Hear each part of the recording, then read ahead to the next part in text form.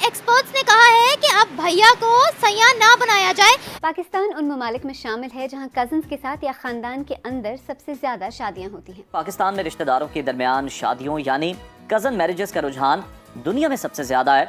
कौन कौन सी बीमारियां ऐसी हैं जो कजन मैरिजेस में फेस करनी पड़ सकती हैं? मौरूसी बीमारियां भी Yes. और इन शादियों के नतीजे में पैदा होने वाले बच्चों में जिन्याती अमराज यानी जेनेटिक डिजीज का खतरा भी कई गुना बढ़ जाता है। कजन मैरिजेस पर एक रिपोर्ट शाया हुई है जिस पर ये कहा गया है कि पाकिस्तान की आधी से ज्यादा आबादी, आधी से ज्यादा पॉपुलेशन कजन मैरिजेस को प्रमोट, जिसकी वजह से बच्चे अपाहिज पैदा होते हैं। कोई गलत कमेंट मत करना, ये भाई है मेरा।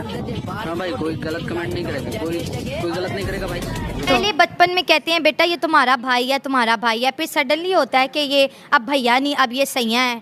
सही जो इतना बड़ा एक जंप हमें करवाते हैं कज़न मैरिजेज में, क्या दिल के जज्बात होते हैं उस टाइम। फिर शादी के बाद अचानक मुंह से भाई निकल जाए तो उससे भी मसला होता है। कि पहले इतने ज़्यादा इंसान इस दुनिया में नहीं थे तो कज़न मैरिज करनी पड़ती थी, वो सिर्फ ओनली वे था ताकि आप अपनी पॉपुलेशन बढ़ा सके। अब तो ऐसा कोई मसला नहीं है, और अब तो मतलब कि क्योंकि बार बार एक ही लाइन में, और वो भी मतलब कि पहले कज़नों के साथ अब करते रहे। पाकिस्तान ही एक ऐसा मुल्क है जहां पाकिस्तानी अपने भाई बहन से शादी कर लेते हैं, और इस शादी का नाम है कर्जन मैरिज। भाई, इस शादी को करने के बाद इतनी सारी बीमारियां होती है कि पाकिस्तानियों को मालूम नहीं है।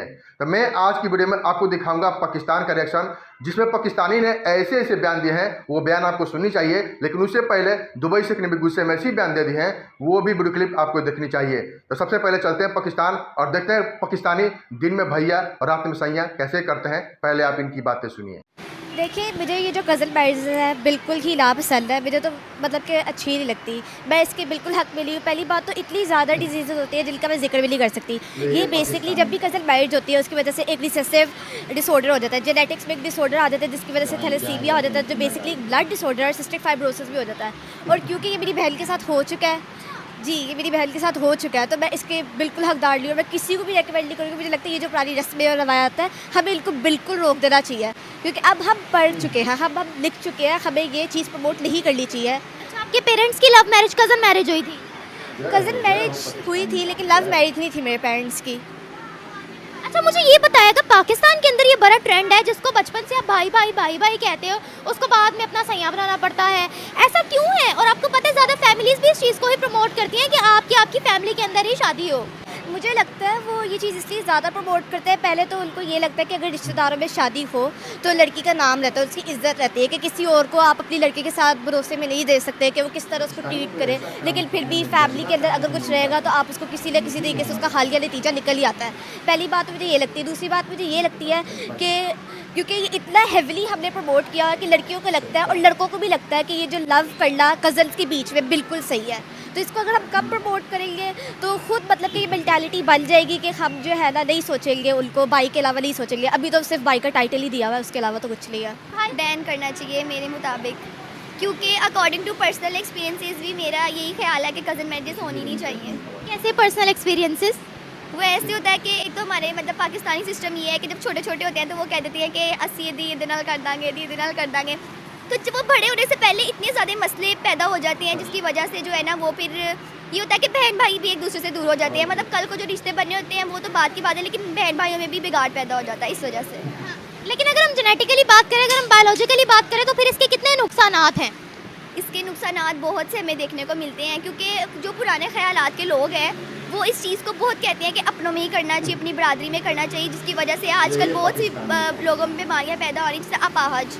हम लोग को इस तरह सुनने में मिलता है कि जो है ना, और इस तरह भी होता है कि वो ना डिजीज़ जो है ना वो हर किसी में आना शुरू हो जाता है। लाइक वो बच्चे अब नॉर्मल पैदा होने शुरू हो जाते हैं, या उनके वो गंजा पैदा होना शुरू हो जाता है, इस तरह के मसले पैदा हो जाते हैं।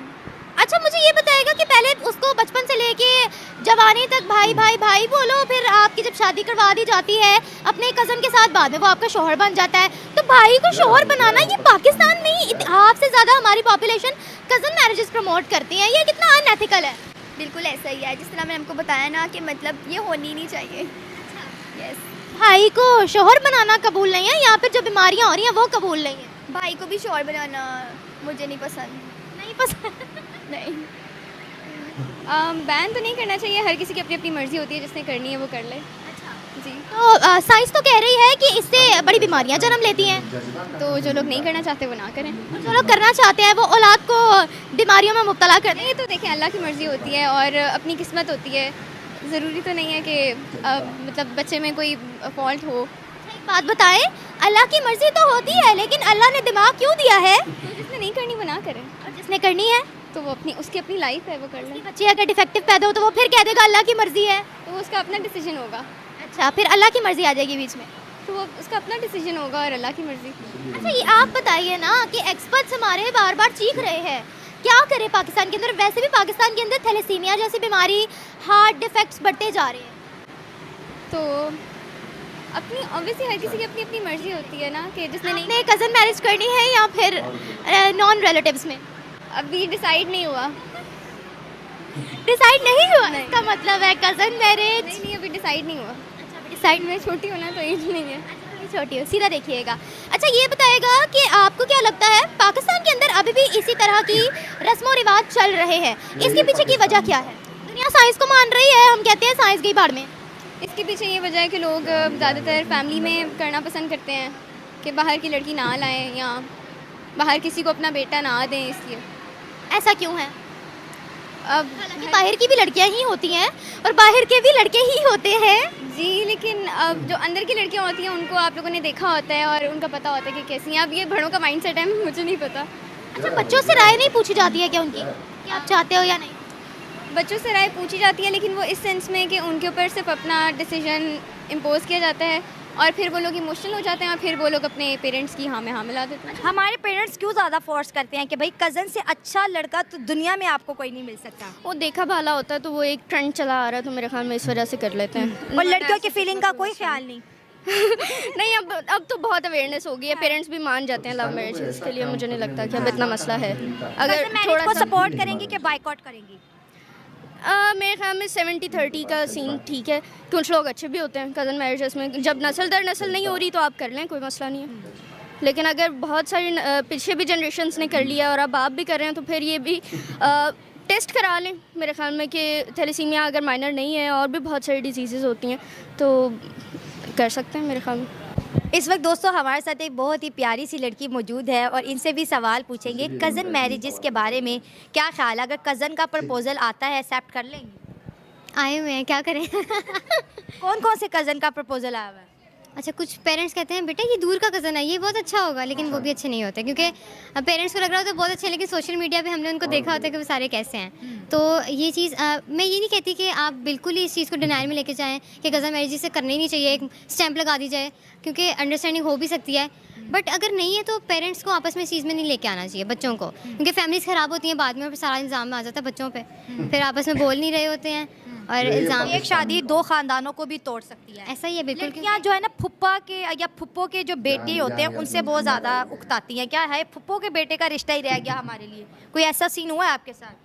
ऐसा होता है, लेकिन उकताने वाली बात यही है ना कि जब पहले से ये चीज़ दिमाग में डाल जाएगी कि शायद ये मिल जाएगा तो फिर आप उससे वैसे ही चिढ़ खाने लग जाते हो, क्या पता अच्छा भी हो सकता है। पहले बचपन में कहते हैं बेटा ये तुम्हारा भाई है, तुम्हारा भाई है, फिर सडनली होता है कि ये अब भैया नहीं, अब ये सैया है। सही जो इतना बड़ा एक जंप हमें करवाते हैं कज़न मैरिजेज में, क्या दिल के जज्बात होते हैं उस टाइम? फिर शादी के बाद अचानक मुंह से भाई निकल जाए तो उससे भी मसला होता है। हाँ, कि भाई की बोली। हाँ बिल्कुल ऐसा ही है। तो पेरेंट्स को जो देख रहे हैं उनको क्या से, दुनिया तो है बाइकआउट कर रही है, जैसे हमारे साथ नेबरिंग कंट्री इंडिया है उसमें भी बहुत से मुसलमान हैं 25-26 करोड़, लेकिन वो भी बाइकआउट कर रहे हैं कि कज़न मैरिज नहीं होनी चाहिए। ये आने वाली नस्लों के लिए बहुत ज़्यादा जो है ना जेनेटिकली डिसऑर्डर का जो वजह बनती है। बिल्कुल, अगर मतलब जो सोसाइटी है वो इस चीज़ को साइंटिफिकली भी देखे तो इसके अंदर बहुत ज़्यादा डिसऑर्डर्स हैं। बट एक चीज़ है कि बिल्कुल इस चीज़ के ऊपर नहीं लगा देना चाहिए कि हाँ ये ख़राब ही है, तो उस चीज़ के अंदर अपना माइंडसेट लेके आएँ। अपने बच्चों को सबसे पहले अपने बच्चों को समझें, अंडरस्टैंड करें कि वो क्या चाहते हैं। नेसेसरी नहीं है कि आप अपने ख़ानदानों को आपस में जोड़ने। कुछ लोगों का होता है कि भाई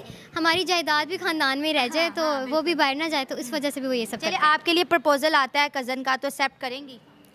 मैं एक्सेप्ट की बात तो नहीं, बट मैं शायद उसको कंसीडर करूँ और उसको देखूँ, बट अगर मुझे चीज़ें अंडरस्टैंडेबल नहीं लगेंगी तो मैं नहीं करूँगी। नहीं करेंगे। ज़बरदस्त। आप जिस तरीके से पाकिस्तानी दिन में भैया रात में सैया करते हैं और उस सैया के चक्कर में इतनी सारी बीमारियां होती है पाकिस्तानियों को मालूम नहीं है।